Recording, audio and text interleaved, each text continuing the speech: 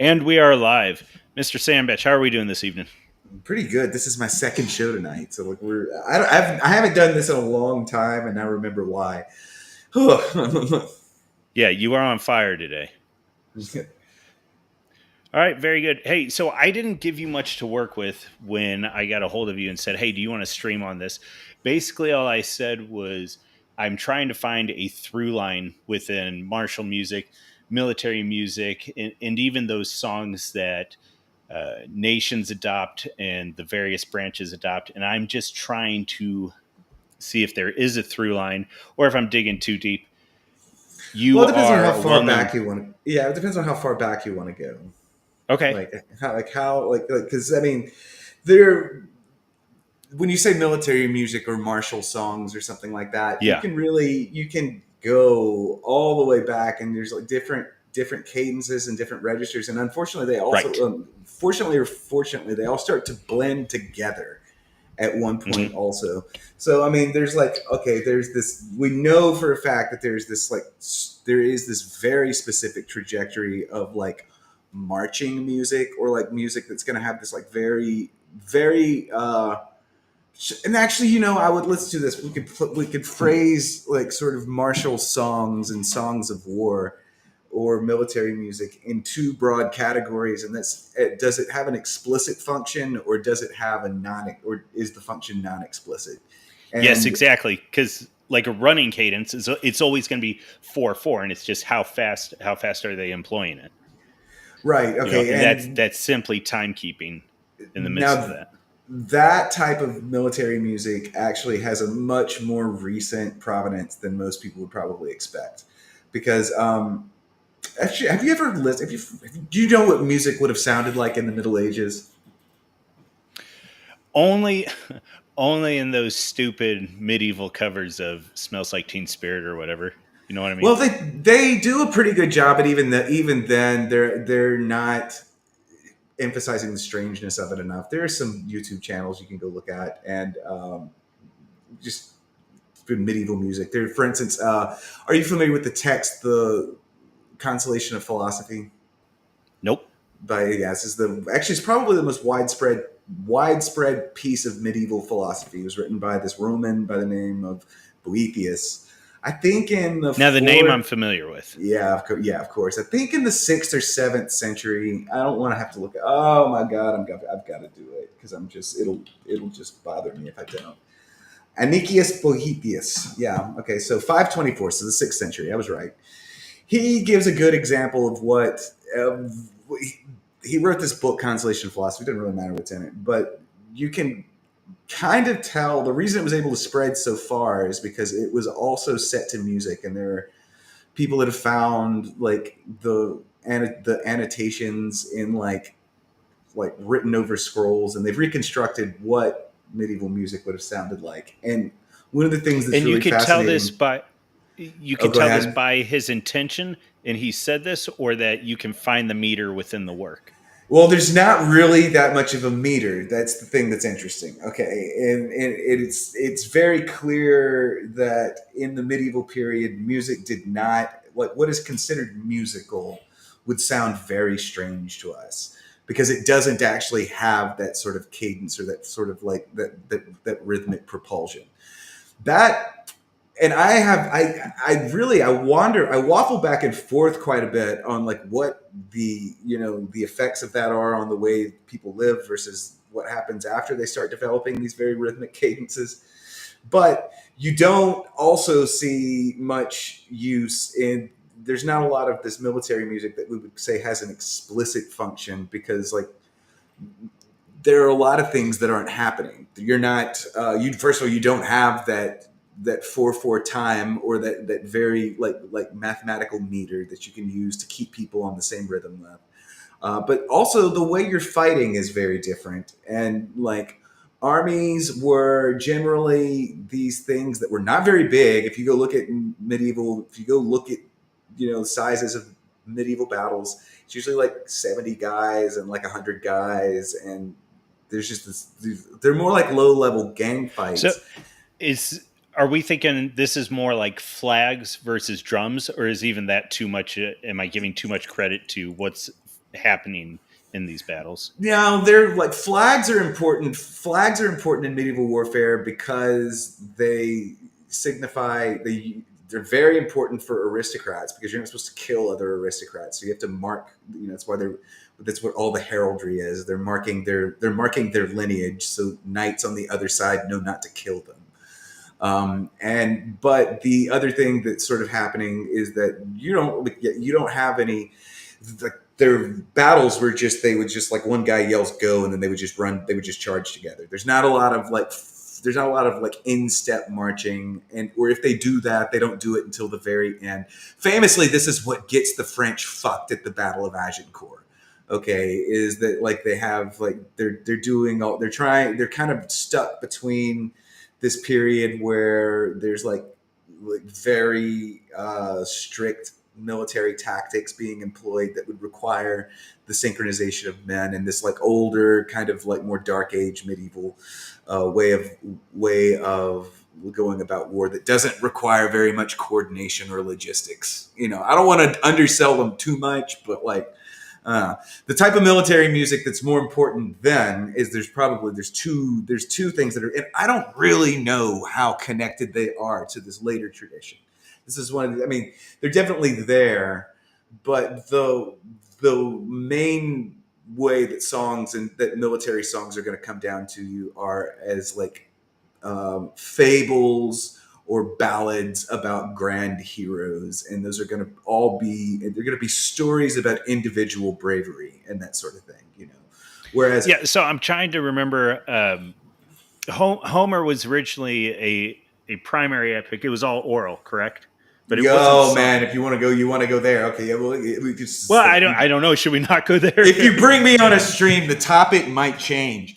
Okay, so like, Okay. what's because this is really interesting, and it is, yeah. But no, you're really striking at the baseline that I'm getting at. And you can actually go. There are also reconstructions of because Homer was an oral. It was oral, yes, but it was oral plus the guys that would be telling this story, which is it was the only story at the time that this was being told. So Iliad and the Odyssey are both members of a much larger cycle that's referred to as the epic cycle, which is just the stories of the warriors. Basically, there's like that one, and there's like Jason and the Argonauts, and there's a couple. These are relatively, well, we don't know how much other stuff there was. That's what come down to us.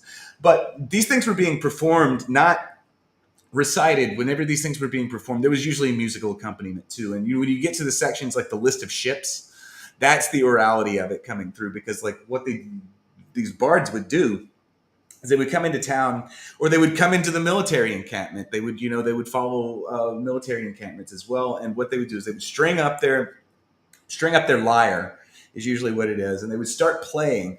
And they might have something else going on with them too. They might have if they're really important, they might have a dedicated instrumentalist that's with them as well.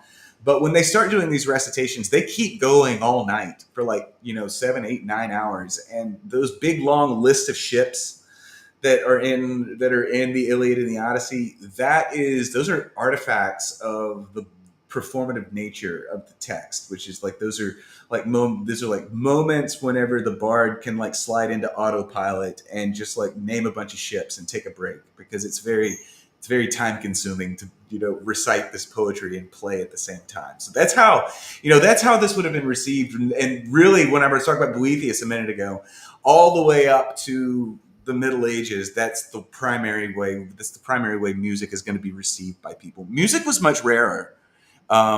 Music was much rarer in the old days than it is now. Now, singing was more common, but music was much, much rarer. And so this was this is a Yeah, pretty which a lot of combined that, a lot of thing. that's just the logistics of creating the actual instruments. Yeah, yeah, yeah. There's all kinds of things going Right. on. There's all the relative rarity of music is something that Yeah. Well, it's and what. the I'm sorry, I was also thinking, and it's the dedication to that skill. A really easy example I'm thinking is like I know Amish folks where if it's not a sin to learn music and practice music, it's certainly a vain pursuit. Yeah, yeah, yeah, yeah. No, yeah, this is totally true. And then there's this other. Okay, there's this other. Uh, which I think is the more, maybe for our purposes, the more interesting type of military music, which is the kind that is born out of the need for coordination. And a lot of things change suddenly. So like that, like, okay, so we go from this era where feats of individual bravery are the primary need in sort of martial songs or military music. And then we emerge into this world where there's a lot of things that are happening. But one of them is the need to keep large armies in the field for a considerable amount of time. And the other thing is they will occasionally need informational signals that can pulse across large bodies of men to get them to do the same thing at the same time. And I think that's where what we start to really think of as martial music is, or military music is born. And that's going to be in really early gunpowder battles. So the 16th is especially increasing from the 16th century. Um, and there are all kinds of interesting things that are going on Yeah. that are going on with this stuff. But I'll stop talking for a second and let you go. No, you're good. So, sort of as I was trying to work this through in my head and figure out where I was headed with it, because it seems like such an open ended question, but it seems like roughly there's three areas that we can say are martial music. Is it's so the one is sort of the functional slash need based music, and then the second one is it's the desired music. It is the inspirational music. It is the hymns of the different branches. It's potentially the common songs that aren't necessarily a running cadence, and certainly aren't any sort of martial cadence, but there's something that's been employed by the military. And then the third one is sort of a wild card. That's these sort of adopted songs. And in my mind, the adopted songs are the ones that just get associated with the war, with the campaign. And so that's Fortunate Son by CCR. It's Comanche Black Oh and man, you would go Tans. that far. It's You want to go that far. Now that's interesting. Yeah, that's a well, third. That's a third type that I had not considered, but you're totally right. Yeah, yeah. That I think I mine. Oh man, I have such an interesting. I have a really complicated way of looking at this, and I would point out that that seems like almost the backhand side of that second type. Okay, so like within, and there are all kinds of reasons for an emerging, because again, the need for military music marches alongside the needs of the modern state in very interesting ways. If you have to, in fact, the state comes into existence, at least in part, to be able to support armies. And so the needs of the state and the needs of the army become really quite synonymous with one another. And there is, this is sort of not terribly controversial, but nationalism itself and the idea of culture and national identity are really functions of the modern state. And on a smaller scale, you find that same sort of thing happening in army units, or in army units. And so, on a number of levels, there are incentives to, okay, you have these marching cadences that you're explicitly requiring everyone to learn, but then you actually have also an interest in just letting this sort of like internal culture grow up around itself. Okay. And like one of the ways I'm thinking about here is that, you know, the nation state of the United Kingdom doesn't actually have all that much of of a shared sort of background. You have in you have prior to the Act of Union, what you had, well, for you've had, you know, a Scottish king on the English throne for 100 years or so at this point, but there's not really an idea of the United Kingdom as anything like sort of like shared. There's England and there's Scotland and then there's Wales, which has been right. brought under the crown of England. But these are three very different cultures, and really it's through one of the things that the army does is in the same way in the same way Shakespeare's play started bleeding this out to like civilian to like the general population and convert them from just being like, you know, a tanner in England to being like a part of this larger thing that has a history. you get the same thing that happens with the military, and there are reasons to not explicitly indulge, but to also not stop your soldiers from developing like a very coherent internal like sort of mythology or whatever. And that was it's going to be a little bit more haphazard. What's it? And we can start to see what we think of as popular ballads take shape in this way, because really, what a ballad is it's a poetic form that it becomes this sort of metrical thing that can be kind of beat out to the same kind of music that you're marching to whenever you're marching into battle or you're marching into war. And that's really how a lot of what like these old scribbled down folk tales from the English past get blended into like what we think of as early ballads. It's primarily through the Hmm. military that this has happened. Okay, so I'm trying to. mm, I'm trying to think of an older example of that. But the first one that springs to mind, just because it became a meme, was something like Erica. Is that sort of a contemporary ballad? Is that sort of the idea you're talking about? That one is very contemporary. Yeah, yeah, yeah. I mean, look, once you Right. get into the 19th century, this stuff all starts to take on like a much more artificial sheen. But this is like just at the Hmm. very beginning. This is at the very beginning of Well, what we think of as popular music, and the military is actually it's right okay. there. You know, Well, um, I think you've hit on something really interesting there, because it is, um, especially once you get into more selective programs within the military. There is almost, I mean, cult is too strong of a word, but there is a pride and a separation from other units that happen, um, with your flags, with your battle guidons, with the engagements you've been a part of. And so sometimes there will be, either in divisions or even down to the battalion level, there will be, if not running cadences, some sort of song that talks about what we did during the island hopping campaign, or what our actions were in Grenada or whatever. And so it's really easy to see also, when the Marine Corps starts singing, when the Rangers start singing, in these different, like I said, the more selective groups. So I think you're onto something big there. yeah, no, it's huge. It's like it was so big that whenever I sat there and thought about it, I'm like, oh man, that's like three whole chapters in a book right there. But Yeah.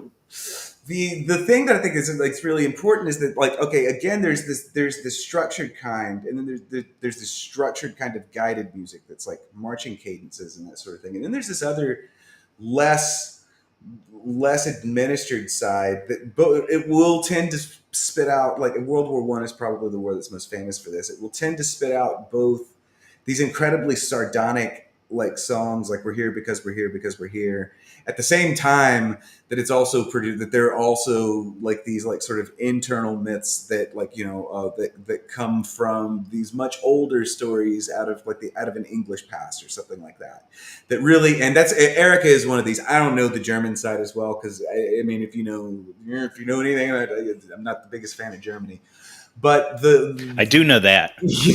yeah, I don't know as much about the German stuff, but on the English side, you're definitely seeing that, like that you get songs like the White Cliffs of Dover, that sort of thing, that are very much in line with the same kind of thing that's happening in a song like Erica. So, like when you get a song like Erica, that's actually just a very modern invention. A lot of things had to come together for a song like that. You need the conditions of modern war. You need the conditions of modern song replication. It is very much a product of like the 1930s and the 1940s, though it may have been I think it may have been older than that, but it's not too much older than that. It might go back to World War One, but it's like the version of it that comes down to us is the standardized, very emblematic song. That's very Yeah, much it's very much a modern thing.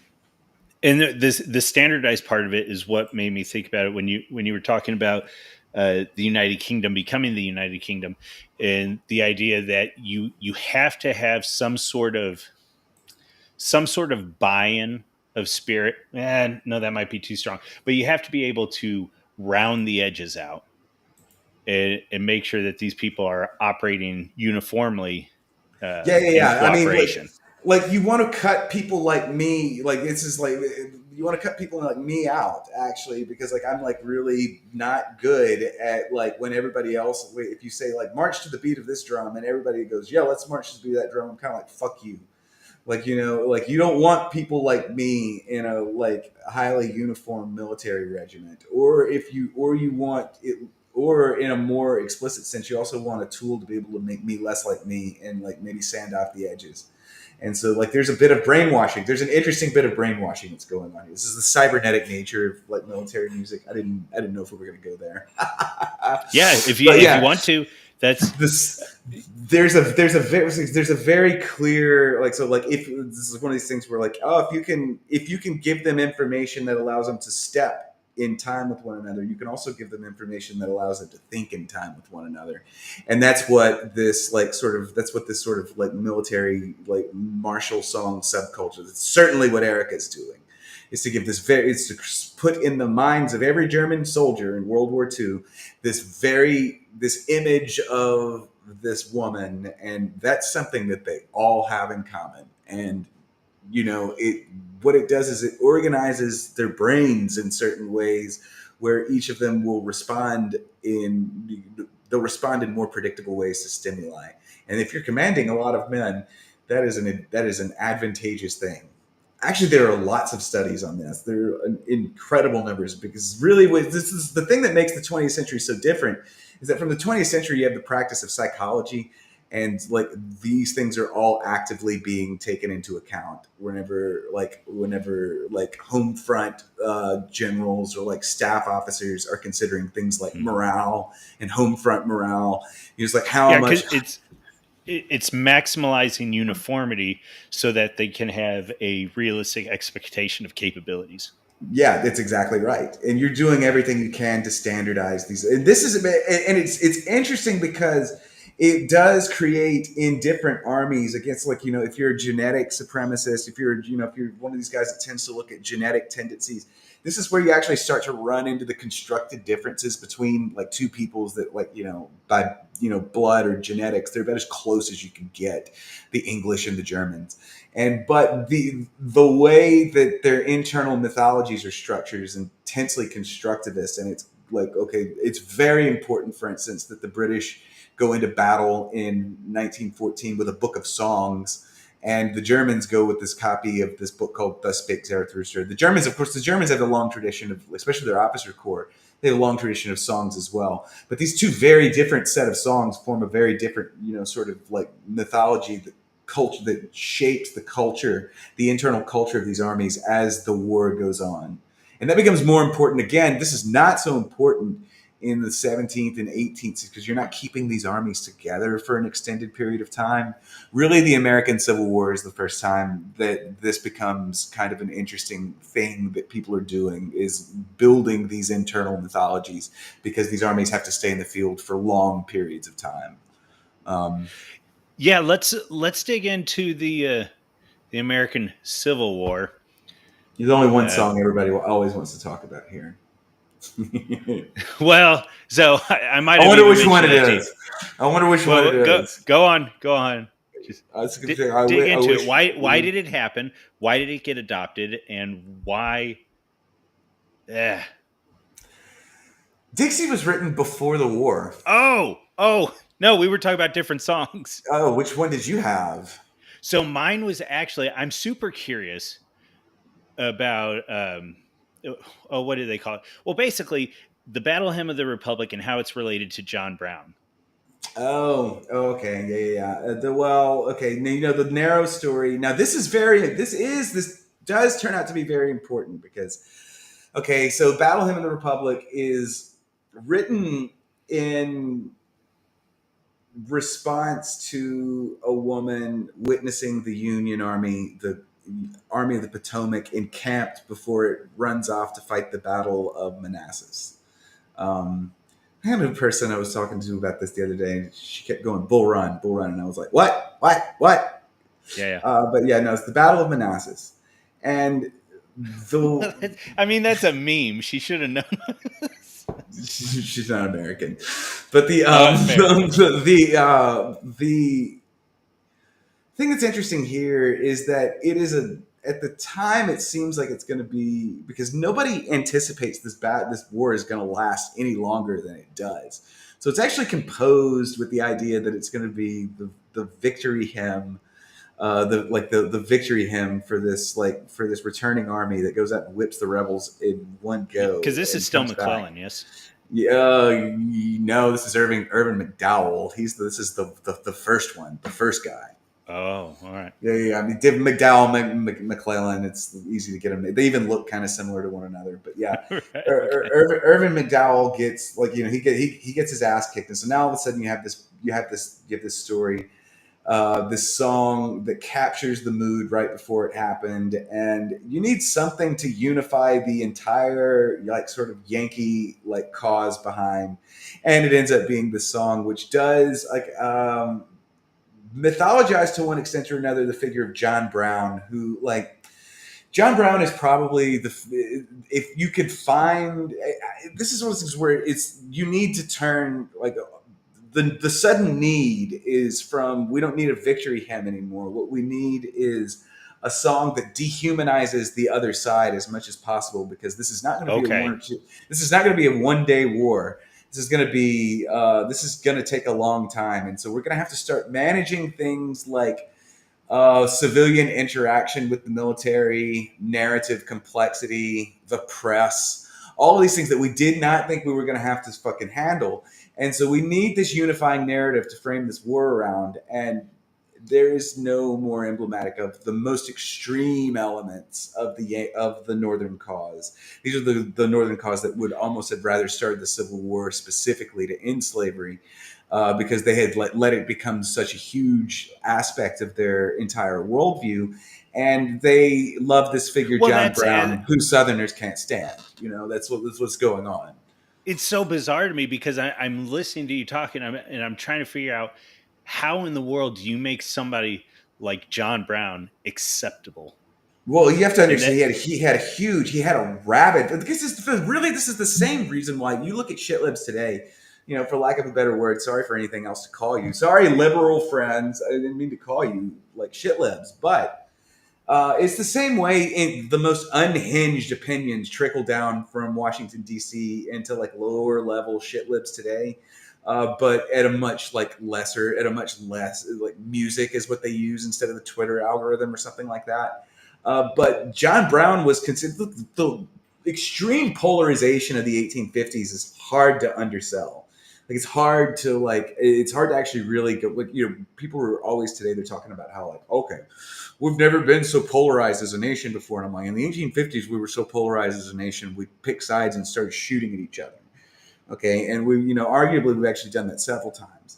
But the bleeding Kansas, the John Brown becomes a figure as a result of this whole episode called Bleeding Kansas, where the by virtue of the way politics had gone, there's this question about whether or not slavery is going to be allowed in Kansas, and whether or not these things called squatters' rights, which are like usually northern family farmers, family style subsistence farmers that have moved into the area and they're just squatting on land that's not necessarily theirs. This is what squatters' rights origins from, and it creates this situation where the tempest in the teacup that's happening is directly in the what we would call the Beltway area today, between really Richmond and New York City, where they're abolitionists and pro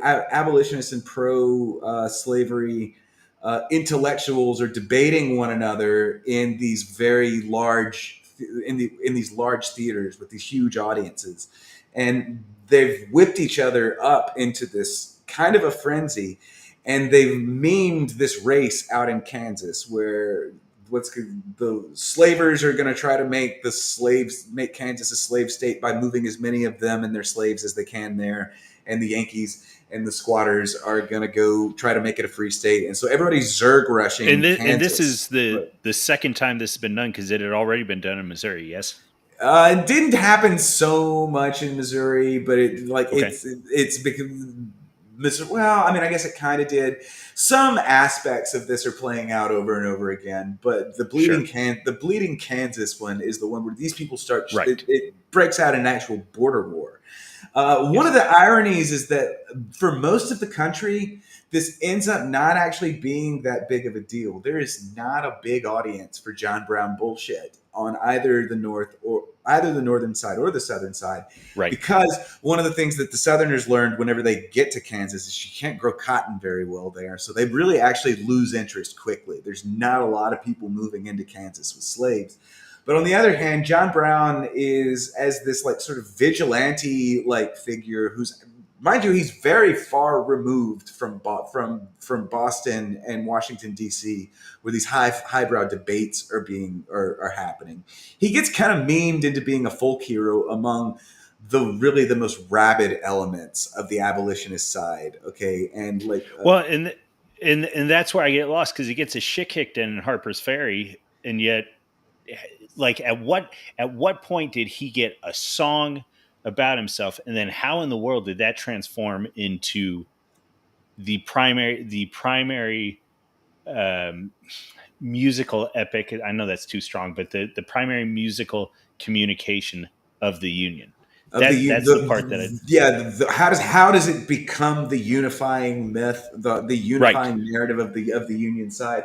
Well, okay, these extreme abolitionists that were in usually in the Northeast, but there were some of them across the Midwest. I mean, these are like really rabid people. This is like like this will they wake up and this is all they think about is freeing the slaves, and they have in their own mind they've worked John Brown up into this like into sort of mythological folk hero. Other people don't really think so much, but yeah. And then whenever he tries to do his bullshit again at Harper's Ferry, and he gets Robert E. Lee, Robert E. Lee takes Robert E. Lee leads the federal like garrison, to capture him, so on and so forth. This is seen by a significant portion of the country as a blow. This is like the same impetus that leads the that particular political lineage to like riot when George Floyd is killed and that sort of thing. Okay, it's literally that much of a it's literally that astroturf, but it becomes the rallying cry behind this whole force because these people happen to be the elite narrative makers and the opinion setters in the Republican Party, which suddenly at the start of the war finds itself almost entirely in control of what's left of the United States, and so they just literally by hook, crook, and like force of will um, created this narrative and made it dominant through other means as well. But the song is actually one of the biggest because everyone sings this song. They sing it over and over and over again until they stop thinking that the song is not true. It's like, okay, it's just one of those really early instances when the truth becomes a legend. Print the legend. Um, and that's the only way it happens. It's the same thing with Dixie. Dixie, fascinatingly, is a song that was written by a Yankee before the war. How does it get associated with the South? Because this is Yeah, what was the that Southern. Decatur? Now I think it's Stephen Foster Wallace was his name. Oh, okay. Okay. Yeah, let's see. Who wrote Dixie? I can't believe I have to look that up. I just don't want to be wrong. Daniel Decatur Emmett. No, you're right. Yeah, see, look, yeah. I've got Stephen Foster Wallace on the brain. Yeah, but yeah, it's written by this dude who's born in Ohio, and he's just traveling the South. It was the most. It was the most pop. It's even more random how it becomes the U because the South did not It's have like this kind David of. Allen Coe or something. The South did not have the same kind of Maki. Well, they tried to develop it, but South is just not as good at anything as the North is in this war, except producing a particular brand of like quasi aristocratic like frontline officer that's willing to get himself and a lot of other people killed. Yeah. That's the only thing. The only thing the South is really good at producing, and it sustains them quite far. But they do try to get this idea of a unifying narrative, but the way it comes down to them is it was just the most popular song in the country in the 1850s. It's the same way they end up wearing gray. They end up with Dixie the same way they end up wearing gray is because that's all that's available.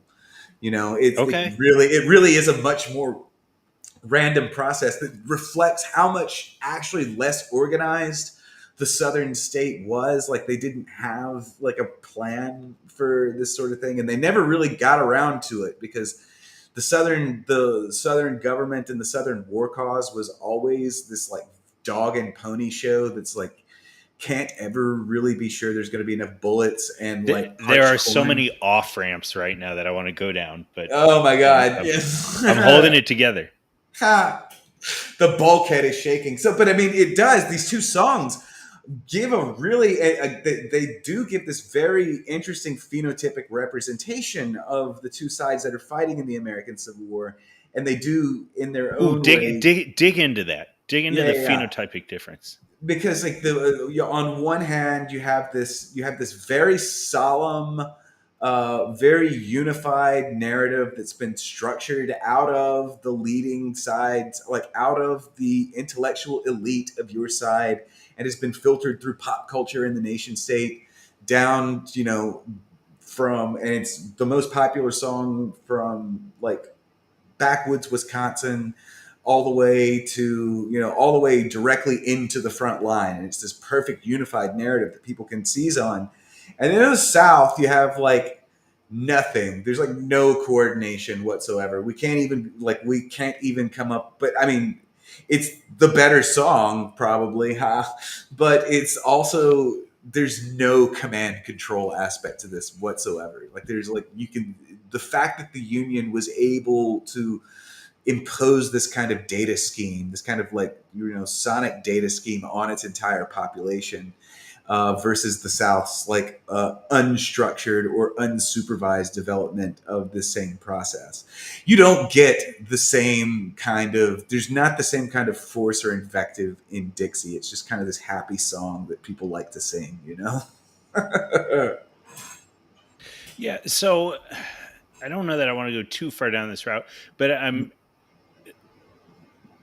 so sort of in line with the idea of Dixie, and you get out to I can't remember if Johnny Horton went too far down the Confederate Trail, but certainly he had like Oh, he definitely Tennessee Ernie did. Ford. He was what's that?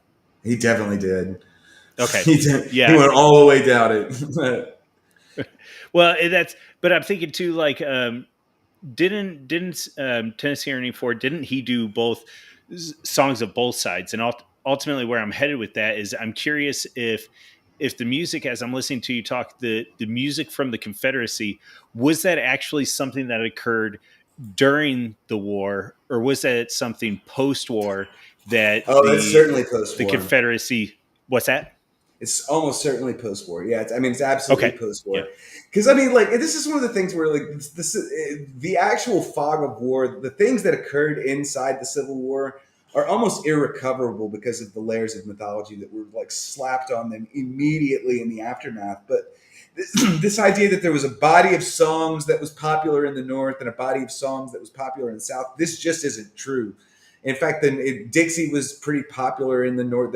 Dixie was popular enough in the North that like they had to go rewrite a version of it, but it just like never really took on, like caught on. Um, this idea that there's this canonical body of southern songs or something, that's an ex post facto rash. That's an artifact of reconstruction more than it is. It's an artifact of reconstruction, and then the sort of deliberate reformation of the United States into what was considered its modern or progressive formulation, really in the 1890s, probably accelerating after the 1896 election is when you start to see that. Because I mean, here's an interesting thing. This is not about music so much, but like my family has long Confederate past. Okay, and we weren't like poor Confederates either. We were plantation owners and that sort of thing. And it was interesting because my grandmother was very old. She was born. The generations of my family are very long. We didn't have, like, the Confederate flag was not something that was interesting to us, and that's because it after the war, actually all this stuff goes away for a while. Confederate flag goes yeah. away for a while. All of these Well, wasn't that songs, also Lee's intent that the battle flag was never supposed to be a yeah, totem? yeah. It's not, and really for the first half century or so after the war, the only time the flags really get trotted out is when somebody dies. Okay, and there's like, and there is the tradition that there was always a room in the front of the house that there's a Confederate flag displayed in, but there is not really any kind of unified memory or unified construction of memory with this body of songs that represent the Confederacy. That is that's a totem that's erected much after the war, much after the life of Robert E. Lee, and it's also part of Robert E. Lee's sort of canonization into a kind of American saint. And what it is it's a part of this attempted post Reconstruction reformation of the American state, where we decide that what we're going to do is grant the Confederates like almost the same status as we give Native Americans, which is that like your body of work stands.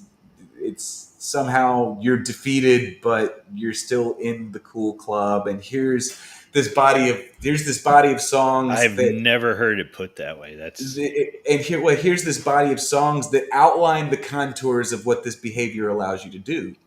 Okay, so like one of these things that happens is like we they're going to downplay. They tend to downplay slavery. These songs they tend to downplay slavery. Well, they don't. Well, they don't downplay slavery, but they make slavery considerably more romantic than it probably was, and they tend to focus on like Robert E. Lee, the mythology of Robert E. Lee, and the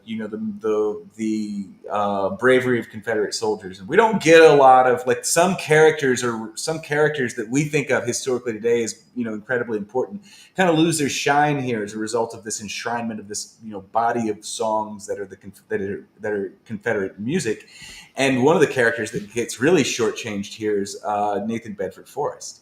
So like Nathan, when it comes time to decide, when the American state is deciding what's in and what's out with respect to the Confederacy, it's like sort of agreed on that we get to keep Robert E. Lee, but like Nathan Bedford Forrest gets tucked away and a little bit more forgotten about for reasons that make kind of make sense. But yeah, I mean, this is like the body of songs that represent both sides of the Civil War. In fact, actually, the construction of the entire memory of the Civil War from top to bottom really only starts in earnest in 1877 when the United States government sits down to does this really strange thing. Like this, it does this really strange thing where in the official record, the official United States record of the American Civil War, which is, I have a copy of the books actually. It's my last artifact of my academic career, but it takes a whole shelf of books on the wall.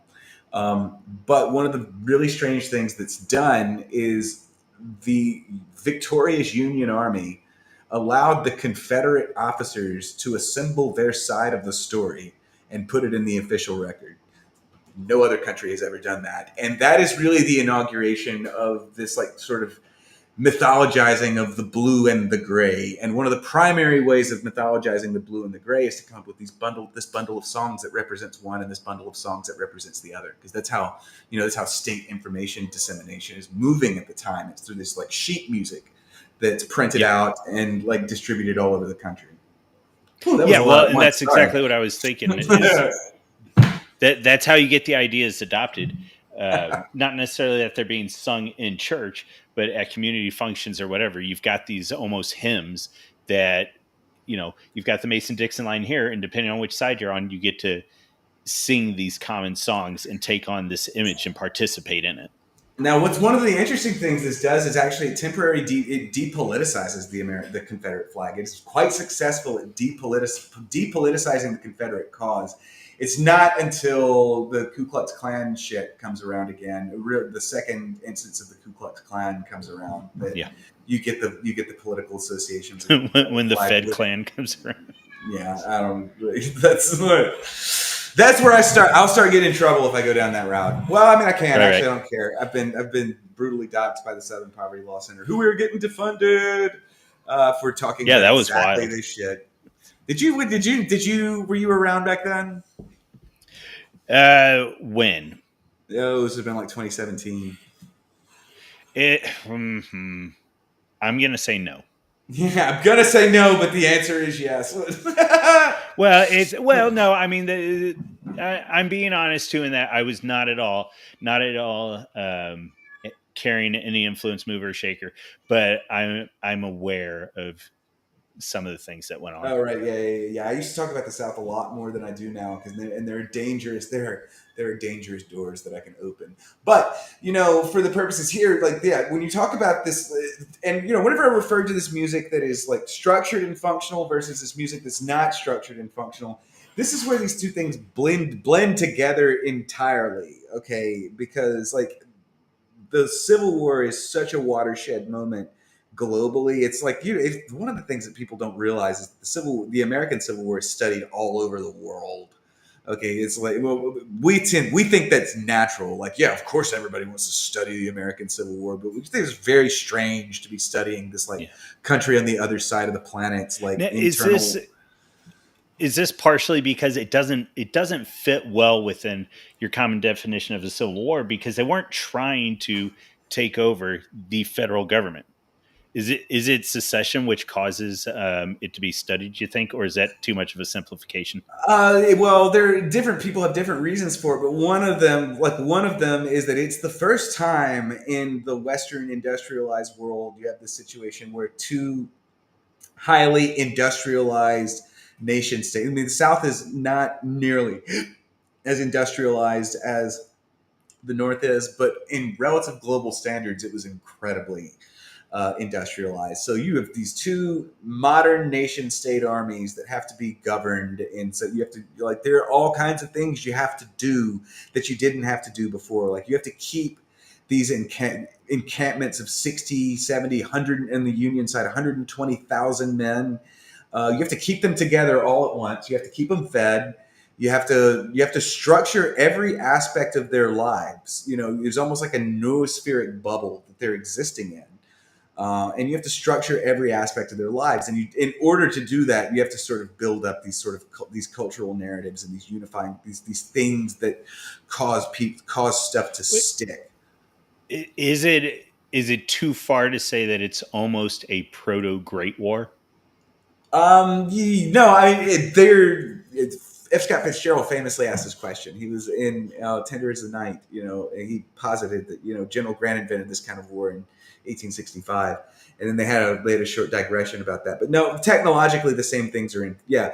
Technologically, by the end of the Civil War, and there's a big difference between the beginning of the Civil War when these songs first start erupting and the end of the Civil War, whenever you're looking at armies that resemble World War One much more than they did the Napoleonic armies at that point. Like they're in, they're building these structured trench systems, and their machine guns, and their Gatling guns, and it all starts to look very much like the wars would for the next 70 years or whatever.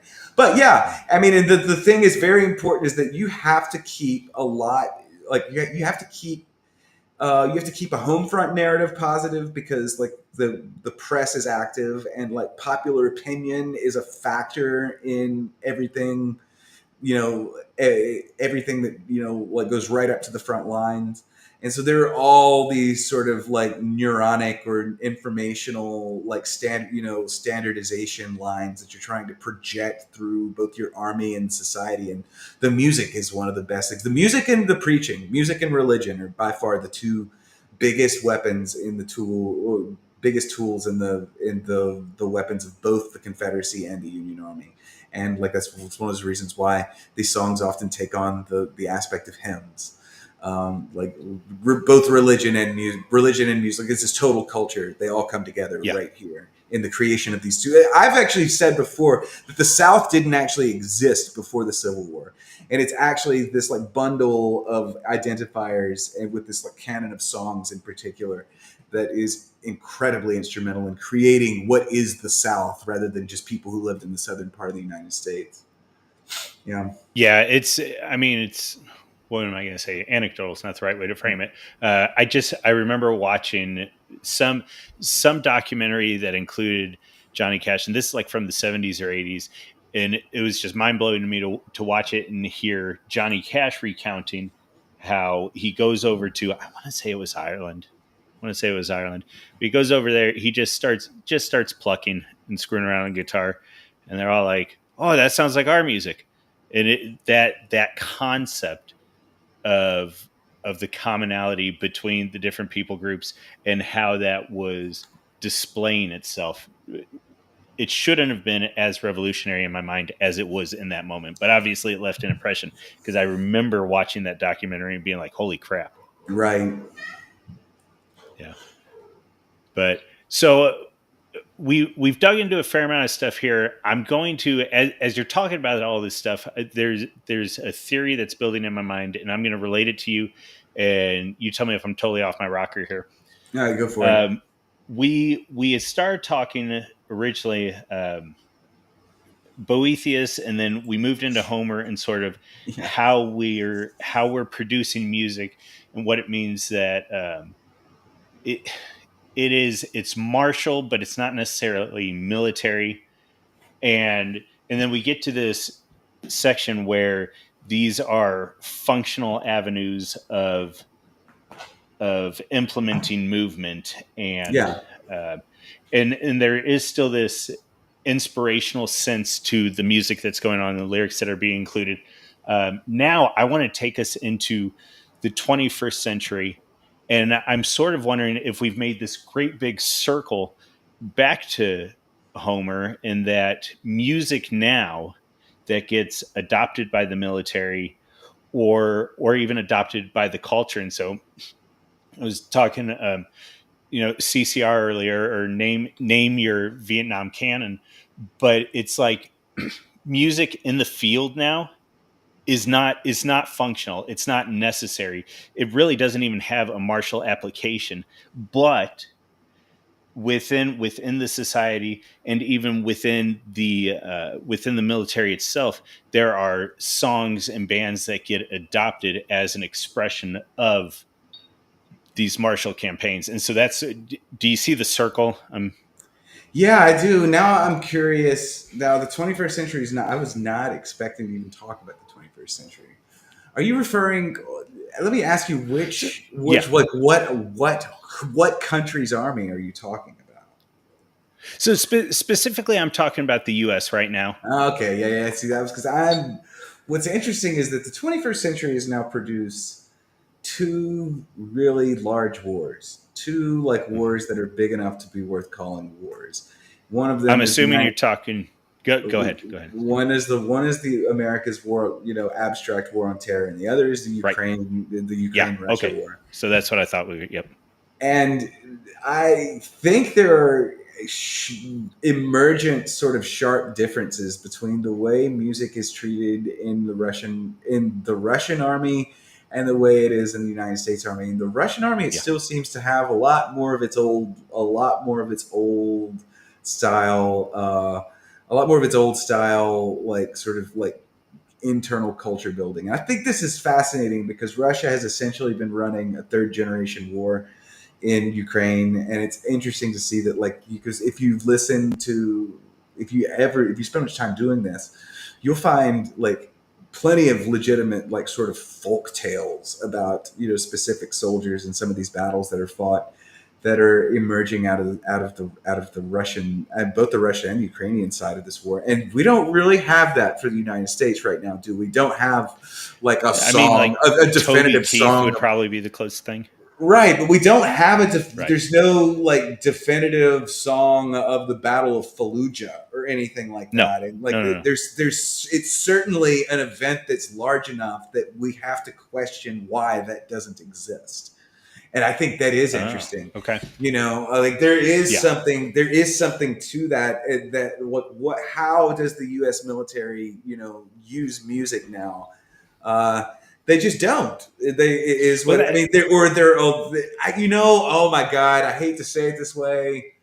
Do you know what I think is happening? Music is allowed to run away in the United States Army now because their number one problem and what they see the number one use of music is like finding a join key for lots of incredibly disparate traditions. So you have African I Americans and thought Mexicans and like I as you started saying that, you know okay. you, Yeah. you have to So you have to fall back on the lowest common denominator, and so that's pop music. okay, You know, that's interesting. Yeah, yeah, because what I'm thinking is, for me, the primary musical canon in relation to the War on Terror was it was the Chili Pepper Stadium Arcadium and before. Were you in it? Yeah, yeah. That's what I was. I was trying to go with a better way to ask that. I'm like, huh. So were you in this thing? Okay, yeah, yeah, yeah. Yeah, I yeah, yeah. was not. I Sorry. was not. I'm a Right. fucking. I'm an urban hipster, and I was but I thought a significant portion of my life was actually shaped by the decision to stay the hell out of that war at all costs. It was why 100%. it's why the military was never really available to me. It's like, oh, you can't go join the military because we're at war and you don't want to fight in that war. But okay, yeah, your perspective suddenly got way more interesting. Well, I'm thinking, like, for me, it's Stadium Arcadium and all the Chili Peppers albums before that. But the reason it's that is because, dude, that's what my team leader was listening to. That's what was on in the trucks when we're rolling.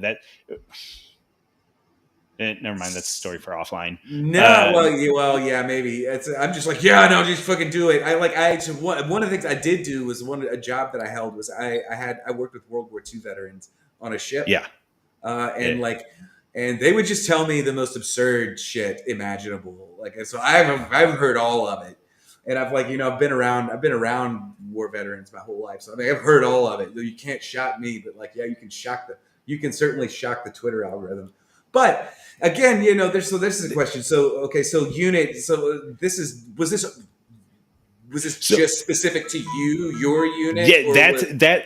I think that is my argument, that that's specific to me, because if you were in another Vic, if you were dealing with another team, or just a different application where you didn't have as much access to music as I did, uh, yeah, who knows what? And I thought that was a really interesting point you made, in that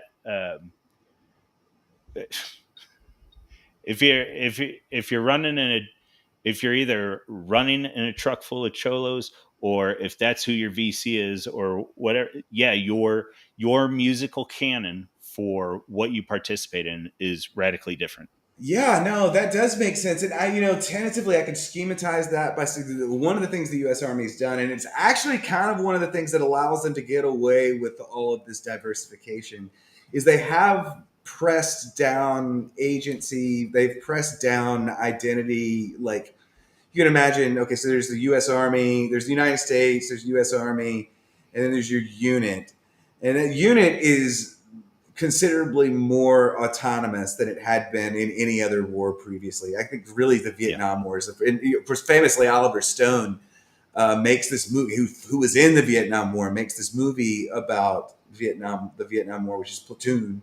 And Hmm. one of the big distinctions within this platoon, there's two different squads, and one of them listens to country music, and another one listens to hippie music, Yeah. and that's Yeah. Yeah. the Yep. total coloration of those. I guess were they platoons or squads? There were squads in a platoon. I can't remember, but Yeah. that is Yeah. that identity difference between these two groups is the drama of the entire narrative. It's 100% true. And so when and let's put it this way. Okay, so I'm saying that my soundtrack was Chili Peppers. That's not what I generally listen to. And so once I get, a little bit of rank or a little bit of experience, and I'm running my Vic, it's something completely different. But Right. it is that separation. Absolutely, you see it. And then it's this weird mix of, I remember when I was a young pup compared to having a few years in. And so it's like, what sticks out, and that just gets into, how do people perceive things and are able to um, delineate between different sections, even within their military life. But now I'm getting really off topic.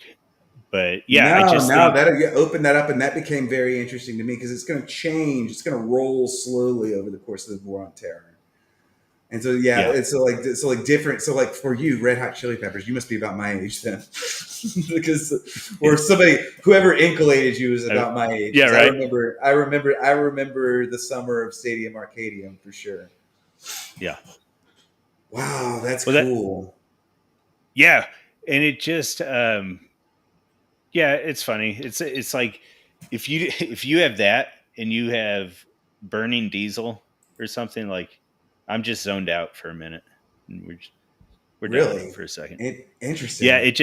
it's just the random stuff that takes you back, Right, you know. But right, right. you know, Wow. yeah, because the story on the burning diesel is that, like, I don't know, man. We would wrap up a patrol, and if it was a good day, Yeah.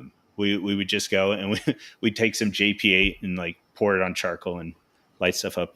But Yeah, whatever. that's not that. That's a, you know, I'm kind of a synesthetic, so I do the same. I do like Right. cross sensory things trigger my memory. That's actually a really fascinating thing for me. I won't make you go too far.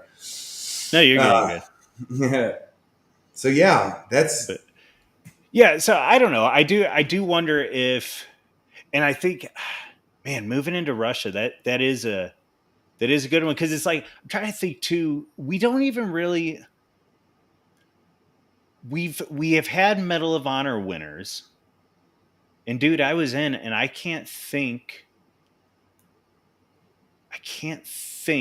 of who was the one who was the one from Kentucky, the Dakota, or I know okay, regardless. there's a song Re- called I can't there's one song that Old Crow Medicine Show did about a guy that was killed, and that's about the closest thing to the yeah, style to the like it was a guy that was killed while he was listening to their song Wagon Wheel, and they wrote another it was a very brutal anti-war song though. But yeah. that's like the only song that I can think of off the top of my head. There's a mythologization of something that actually happened in that war. I'm sure there's There more. It's just the were, only one that I know. I mean, there's a lot of country songs that deal with it even directly, and a lot of times it's like coming home, but at the same time, it almost, okay. I give Lee Greenwood a pass because there's Mhm. reasons there, but besides that, to paint with too broad a brush, the country music that sort of gets wrapped into the mythology of what's going on, it's just always it's cheesy, and to me at least, it feels cheesy, and it feels like daggum. Oh, Jackson didn't write it, but Alan Jackson singing the daggum Gone Country. Oh yeah. It's just this. I mean, maybe they're totally sincere about it, or excuse me, maybe they are totally sincere about it, but it comes off as a profiting.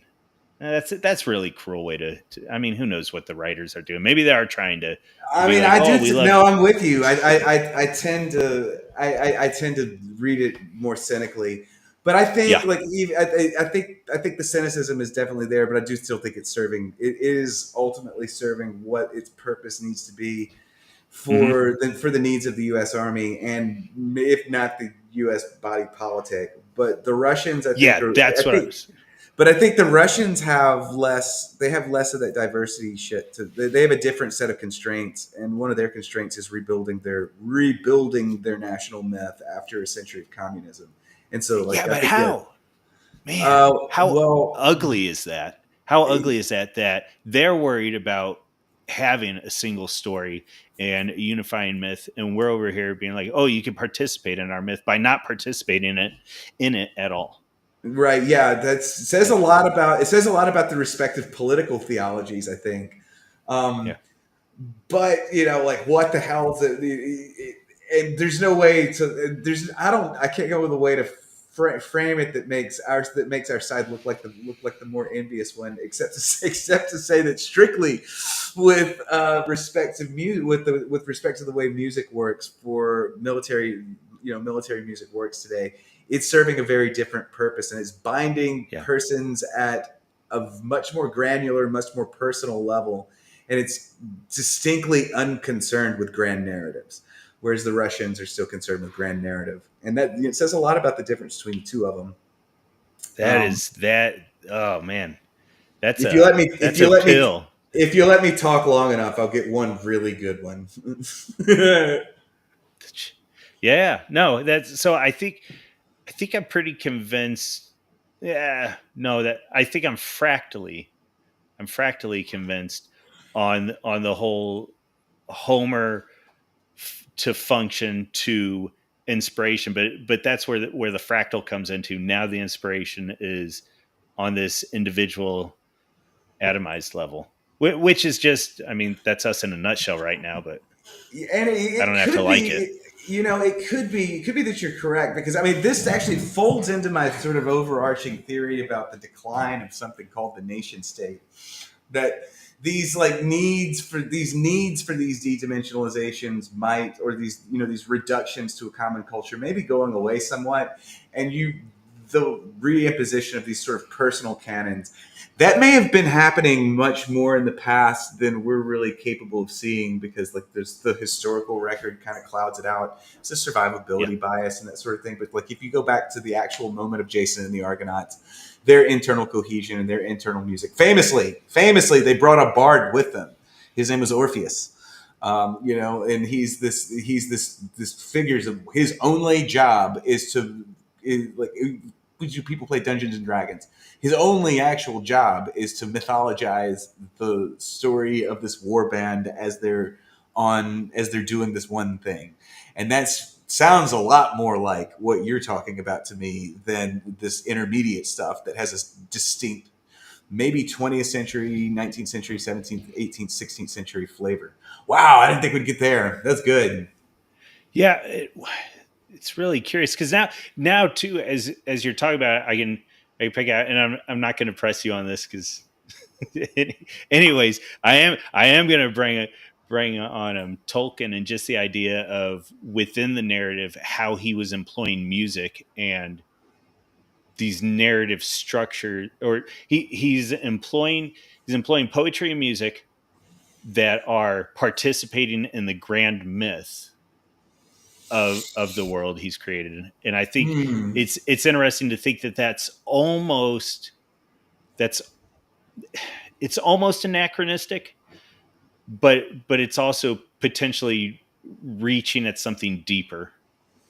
Oh uh no, he's really what he's doing a lot of. And remember, he's a philologist. And just to point out, yeah, just once and for all, for everybody watching, I do not yeah. dislike the Lord of the Rings. Okay, I've read all of the books. Like what was that? The tweet I had the other night was something about, it's like I to make the Ella Emhoff tweet about the blue wizards in the 11 to 12 footnote of the Unfinished Okay. Tales. That means I knew it. I knew exactly where it was. Yeah, yeah. Okay, so I've read all the shit. But what Tolkien is doing is very different, and Okay. um, he's deliberately recalling a medieval world. So the thing he's most Okay. interested in is that thing that I referenced earlier about how rare music would have been in the Yeah. medieval world, especially in medieval England. How rare music would have been, but correspondingly how common singing would have been. And so Okay. like people are doing, and he's like he's very deliberately calling Is it back, because he's an it Anglo-Saxonist. Yeah, go ahead. yes. Is it too strong? Is it too strong a statement to say that hearing music was potentially life changing in medieval Yeah, times? no, it absolutely is. And there's a wonderful book, one of my favorite books that I always, one of my favorite history books that I always suggest to people, called The Autumn of the Middle Ages. And it opens with, and when I used to teach history, I would always talk, this would be my introduction to you don't know shit about history. And because there's the opening chapter is describes the visual and the sensorial barrage of the early Middle Ages. Like if you were dropped into, if you were, or the High Middle Ages, if you were dropped into the High Middle Ages, what you would notice. And one of the things that you notice is that people didn't even walk the same way. Like you don't, when you're imagining the past, you're imagining people walking more or less the same way you are, but their shoes were constructed a different way. So they walked on the Yes. balls of they walked on the balls of their feet. So everybody just Yeah. would have looked different walking around. Okay. The presence of bells is the other thing that chapter really focuses on, and it's like how guided medieval life is by the sounds of bells. Yeah. That's like, yeah, music is going to land much harder on a medieval population than it does on a modern population, because we're desensitized to it. We can we Right. can plug it in, we can play anything.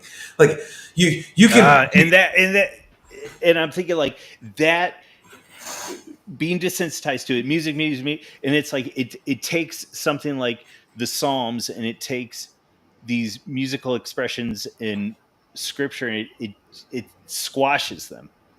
that's a whole actual wing of military music we didn't even talk about, because we didn't broach the subject of like berserkers.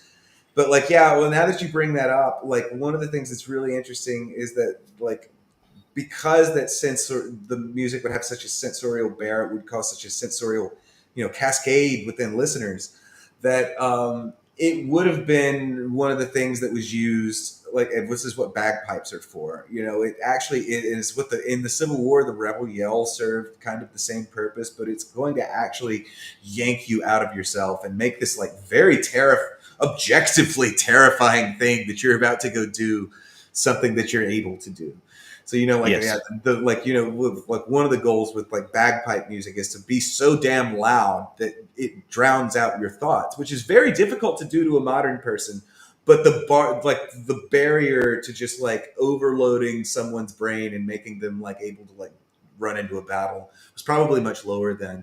That's totally speculation on my end, I should point out. Well, but like, are you a big hunter? Yeah, I mean, what depends on what you mean. I don't really like. I Yeah, don't really like. I don't really like deer hunting. I do a lot of wing shooting. oh, okay. So that I think I think you're gonna get the concept, but I don't know. It might, if you do a lot of wing shooting and bird hunting, it might move too quick for this. Um, but there's sort of two examples I was thinking, and the one is hunting, and you can, if a deer is on the move, potentially you could do it quick enough with birds. But this idea that there is almost this very low frequency cadence that's occurring that you can participate in time. Um, and so that's the external one, and that you're able to see. It's just pacing and leading a shot is basically what I'm describing, but there is almost a musical Interesting. aspect to it. And then the other one, the one that's more internal, is the wrong way to frame it, but machine guns, you can't just sit on a machine gun and continue to fire. You're going to melt your barrel. It's going to get too hot. Blah blah blah. Right. There's technical issues that prevent that. Even the But MG42, it's like something like that. yes, right. So you're firing, and there is a way to they'll give you some sort of ditty or whatever to say, and so then you'll say that, but once you do it enough, it's not even so much that you're saying the ditty as much as you're catching the rhythm and the beat of what a good machine gun volley is.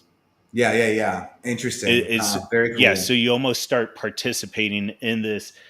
Maybe music is too strong a way to put it, but yeah, so just when you started talking about berserkers and all that, it seems to me that both when you're clouding the mind, maybe to say that you're blocking stuff out, or at the very least you're participating in something that is greater than the other fears or whatever. So Yeah, or when you're focusing in on any sort of prey or something that you're hunting, there is almost this musicality to it. Did any of that compute or make sense? yeah, I did, but I'm not you. That to me, that almost seems like counter music. That's like sort of the thing that you're trying to minimize. Uh huh. Hmm. Not entirely certain though. I'm way out on a limb here. I didn't expect to get to the limit of my theoretical is the limit of my theoretical knowledge of music. Nobody's ever run into it before. I'm like, what is it being used for here? I'm deeply like I don't know. the thing in my mind I'm deeply fascinated with right now is Yes. the existence of earbuds, which is like, okay, so this is like, so people can theoretically be listening to different things at the same time, Yes. and that I don't really know what to do with that. I guess, but again, this is That's like yeah. it's sort of a return to. I mean, that's would that have been? Were you? Would that have still been a thing whenever you were there? Was it like? Earbuds? Yeah, yeah, yeah. Were earbuds? No. I was gonna Nope. say because like that's also getting into the like, earbuds were not even been a thing whenever we were that So young. they I don't think any type were invented while I was involved in all that. I don't think any types have been invented. The other thing is, I mean, you're running right into a safety issue there. Yeah, yeah, exactly. It's a But yeah. like I said, I feel like the story that I was told, in particular, because I'm recalling that old Crow Madison show sequence, is that he was Yeah. listening to headphones, and that was the song that was playing when he was killed. So you okay, so I'll paint a picture for you. Yeah, Sure, you could have headphones at different points. You're not going to have them on patrol. You're not going to have them in any sort of kinetic station. right. But you can be on some sort of combat outpost or something seemingly safe. You're behind the wire, everything is good, and then you take indirect fire. Yeah, I guess that may have been what happened to him. I mean, I don't know. Yeah, neither. Yeah. But hey, this was awesome. I don't want to capitalize on your time, Are you done with me? but I'm not if you've got ways that you could keep going. Oh no, I no, just want to make sure you don't I feel think like I'm no. I was like, well, we're probably at the limit of what I can do. I will say though, do you have a minute? Because I've got a question for you. If you've got a Oh minute, yeah, yeah, yeah, yeah, yeah. okay. I'm not in a So hurry. I've got this idea, and I have floated it to um, Brits that have never gotten back to me about it. I have floated it to Canadians that have gotten back to me about it, and I was just the other week. I was at the dinner table with some Kiwis, and we were talking about it. The American Dog Book, and what I'm framing about this in particular, not London, and I'm not talking about like Richard Adams and using dogs as the characters. I'm not talking about that. I'm specifically talking about um, Old Yeller, Where the Red Fern Grows, Big Red. This idea of a coming of age book that boys are participating in, is Yeah. that uniquely American? Hmm. There's an American version of it. Okay. There's a couple. Let me think. I got to think for a minute to make sure I'm not leaping ahead of myself. We don't find a lot of this in Rome. We don't find, and so that cuts a lot of it down. Yeah. No, the boy and his dog is pretty uniquely American. Okay. There is a little bit of it in England. I don't know the parallel traditions. Like I don't know the Aussies so well. No, it's there. The historical constraints are there to make it very sort of uniquely American. There are dog stories in the English, sort of the English experiential canon, but Yes. the dog and the boy are heightened as like the sort of bonded pair, and there's like rite of passage. The This is two peculiarly American. Yeah, Okay. So that's sort of where I've come out to. And the two primary reasons I got there was one was the frontier and uh, the relatively low population in areas. And so the dog does become sort of this uh, partner in action. And then two, and there is this constant movement towards the horizon um, that almost acts as a not a technological limiter per se, but a limiter of high society and of places that would deny the dog from operating inside of them. And then the other part of it is that I was thinking about Rome and I'm theorizing about this, and I wondered if the other part to it is that the people who would have had these stories prior to the US didn't have access to the printing press and to common forms of written communication that would allow those stories to continue on, yeah. or even the time just to read. No, no, no, no. This is totally true. You know, you're exact. This is there's actually a great book about this. It's not specifically about the dogs, but there's an incredible book about this called "The Great War in Modern Memory" by Leonard Fussell. That Okay. is like it's is about this. It's actually and it uses World War One, and it talks about how all of these things go into creating the culture of a particular people, and like how the cultural memory of a particular event is structured, and like what the archetypical grounds of it, like what the limits of it might be. But they're all the reason I can't get more specific than that is because they're going to be different depending on the situations. Different inputs are going to produce different outputs. Um, if that makes Awesome. sense. Yeah, that's actually one of the best books I have ever read. By the way, it's Okay. the Great War in Modern Memory. Great morning. Hey, this was awesome. This was a great pleasure. I Oh yeah, appreciate it. I've got your info stuff.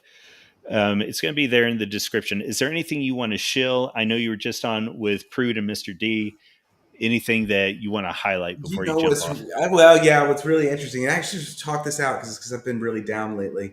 I've been really down and been really stressed because I'm like working like madly towards. I've promised people a book all year, and the way it turns out is you're getting two. There's two books instead of one, and they're both written now, and I'm typesetting them, and and that has proven book design has proven to be almost more difficult than writing them. Sure. But I'm working rapidly towards the completion of two books right now. You can follow me on Substack at Ecologica Americana. You can follow me here on Twitter, of course. I have this is how fucking busy I am. Actually, I have a show on Monday night that I do with Capitalissimo called Library of Mass Destruction, where we do read-alongs with like academic, very interesting historical texts. Right now, we're doing the spectacle of the false flag, and we're doing JFK stuff. It's parapolitics, and Okay. then Prude and I and are sitting in with John D, and we're going over the series Twin Peaks: The Return, and that's been on Thursdays. I think we're going to keep doing it on Thursdays, which is why I've been conflicted here for a while. But yeah, a lot I on was the just, plate. you are working hard. I saw you were on with him tonight, and I was like, holy crap. So, all right. Well, hey, this was awesome. I greatly appreciate it. You guys go follow Mr. Sandbatch. You can find me at Wander Mr. Panda, and we